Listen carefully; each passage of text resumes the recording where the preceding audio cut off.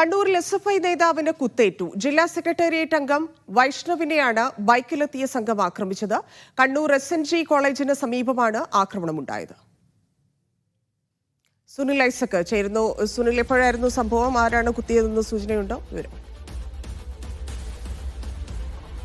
ബൈക്കിലെത്തിയ 4 അംഗ സംഘമാണ് നടത്തിയതെന്നാണ് ഇപ്പോൾ SFI നേതാക്കൾ പറയുന്നത്. ഇതിൽ ഏതെങ്കിലും തരത്തിൽ രാഷ്ട്രീയമില്ല.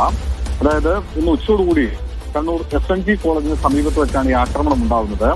കോളേജിന് സമീപത്തെ ഒരു ചായക്കടയിലിരുന്ന് ചായ കുടിക്കുകയായിരുന്നു ജില്ലാ സെക്രട്ടേറിയറ്റ് അംഗമായ വൈഷ്ണവ്.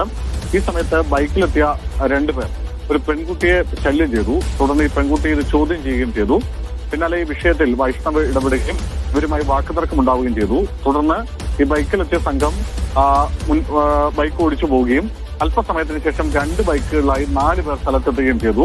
തുടർന്ന് ഇവരും വൈഷ്ണവും തമ്മിൽ വാക്കുതർക്കമുണ്ടായി. പിന്നാലെ കയ്യിൽ സൂക്ഷിച്ചിരുന്ന പേനാക്കത്തി ഉപയോഗിച്ച് ഈ സംഘത്തിൽ ഒരാൾ വൈഷ്ണവിന്റെ കാൽമുട്ടിന് താഴെ കുത്തുകയായിരുന്നു.